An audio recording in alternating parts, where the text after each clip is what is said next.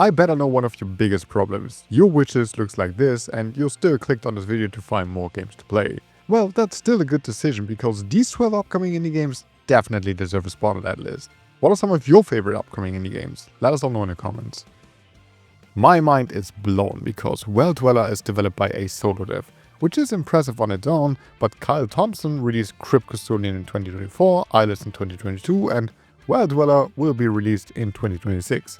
How fast is this guy? Just like his previous games, this one is a Metroidvania set in a gloomy yet charming fairy tale world full of quirky and funny characters. You play Glimmer, a tiny bird and the only one brave enough to burn the queen in order to save his family. Once again, it seems like abilities you get are primarily movement based, which means they're both useful in combat and to solve puzzles. The accessories you find change the way some of these abilities work and grant you other benefits to make exploration and combat even more fun. If this is anywhere near as good as this man's other games, then we're absolutely in for a treat. Now, this is easily one of my most anticipated indie games, but you will hear this one or two more times in this video, to be honest. Anyway, Bloodstained: The Scarlet Engagement is the next game in the Bloodstained universe, and it's a 2.5D Metroidvania RPG mix. Besides the obvious things like better graphics and a new map, this entry features two protagonists fighting side by side, and you'll be able to swap between them at any time to best utilize each character's equipped items and abilities. Once again, it's all about exploring a mysterious demonic castle, finding new gear and destroying a lot of bosses with awesome skills. And there's also crafting and cooking to get you prepared for the various enemies. If you like Bloodstained Ritual of the Night as much as I do, you have to add the Scarlet Engagement to your wishlist. I've talked about Constance quite a bit on the channel because it's also very high on my list of most anticipated indie games, but since we've recently got a release date, I thought it's time to talk about it again. Constance is a Metroidvania that draws heavy inspiration from Hollow Knight and Celeste, as this puts a clear focus on precision-based platforming and mixes it with complex environmental puzzles. At the core of Constance's gameplay is paint, which is used for certain actions like movement abilities. But as soon as you run out of paint, you get corrupted, making you suffer from various negative effects. This encourages being careful, precise, and absolutely mastering the controls. I'm confident when I say that hitting that subscribe button if you're enjoying videos like that is only a good thing for you. Wait, that shouldn't be in the script. Sorry, here. I'm confident when I say that I think this will be one of the next big indie hits. If you need any more convincing, check out the demo on Steam and see for yourself. Thank me later. Just like with Constance, I've already talked about Alabster Dawn quite a lot, and it's the indie game I'm most looking forward to. But since they announced a playable demo for September, I wanted to make sure that you know about this game. This top-down 2.5D action RPG is made by the creators of Crosscode, my all-time favorite indie game. Combat will be quite similar to what we know from Crosscode, but here we'll be able to switch between multiple weapons mid-combat that all come with their own playstyle. There will be physics-based puzzles again, but fewer because the focus will be the story, its pacing, and the combat. I mean, I love how many complex puzzles Crosscode has, but I know that's good news for most people. Then there's a gem system for customizing weapons, a big skill tree to learn epic looking elemental skills, crafting, cooking, and much more. I can't wait for the demo, and considering Crosscode is a masterpiece, I'm absolutely sure that this will be an awesome game. Now, this is kind of unique. Screamer is an arcade racing game with a focus on story and taking out other drivers during the race. This reminds me a bit of the Burnout series. Your task will be to win the dangerous Screamer tournament. Of course, this won't be easy as other drivers are fearless and hunt you down no matter what. The result will be action-packed and absolutely tense races, which is a nice change of pace for a racing game fan like myself. I don't know if there will be any cartooning, which would be awesome because I love that, but what I do know is that the futuristic anime style got me really excited. I guess if you miss games like Burnout and you're as unsatisfied with the Need for Speed games as I am, then adding Screamer to your wishlist is probably a good idea. Godbreakers is a colorful 3D roguelike for up to 4 players, which is so cool because, 2D roguelikes are great and all, but we rarely get any good 3D ones, so I'm excited.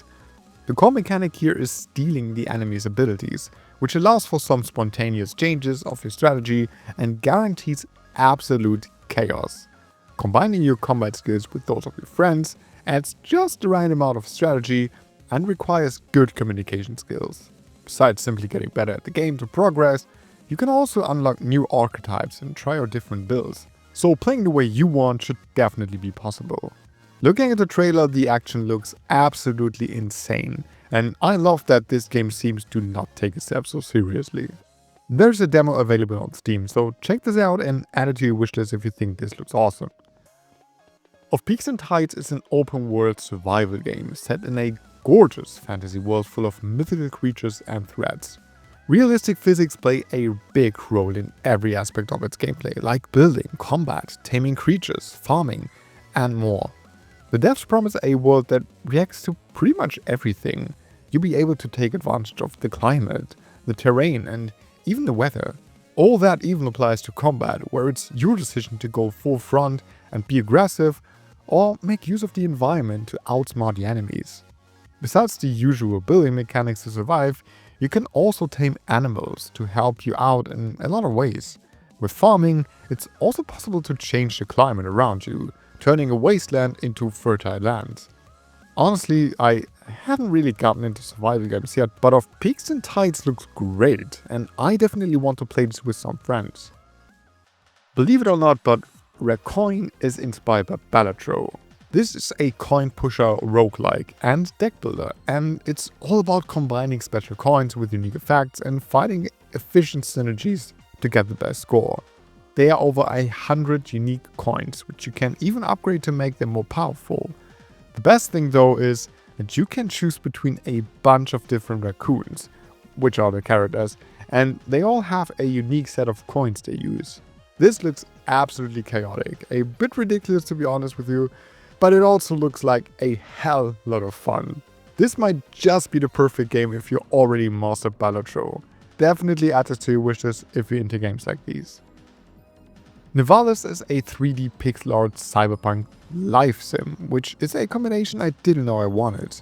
So basically what you do here is start small with building your own little food stall or noodle shop and slowly build your way up to something like a fancy restaurant, a bar, or even a nightclub. In the end, you'll be the boss, you'll be the person everyone respects, and you'll be the one to control the nightlife in the city. Ultimately though, it's your decision how you spend your time. You can go fishing, meet people, drive a boat, and all kinds of other stuff. The realistic weather simulation and day and night cycle influence the city and its people, giving them a routine, like a job and all. If hanging out in a beautiful cyberpunk world is all you ever wanted, then Nivalis might be the perfect game for you. This charming adventure game is Kibu. You play what I think is a red panda, and this fella is a lonely monk living in the wild. While exploring the colorful and atmospheric world, you fight enemies in style with your staff, solve environmental puzzles, and do some side activities like fishing. Movement looks great as the staff can be used as a glider, and you can even surf over water. Exploration on the other hand rewards you with treasures like fish and bonsai, and of course, gorgeous landscapes. There's not a whole lot we know about this game so far, but if relaxing adventure games with two protagonists are your thing, then Kibu deserves a spot on your wishlist. This one just got a new trailer at this year's Gamescom, so I had to have it in this video. Long Gone is a post-apocalyptic adventure with absolutely gorgeous pixel art. In this you explore an old suburban neighborhood infested by zombies, solve puzzles in an almost point-and-click kind of style, and experience the story told by the environment. To do that, you have to explore every bit of what you see, go through drawers, cupboards and cabinets to find relics of the past and piece together the story. The items you find can be combined to craft new tools, which is how you solve puzzles. What's really cool is that the perspective changes from 2.5D to 3D depending on what situation you're in. Oh, and while this looks like a brutal zombie adventure, it has a good chunk of humor in it, so that sounds fun. Definitely check this one out if you're into adventure games and brilliant pixel art.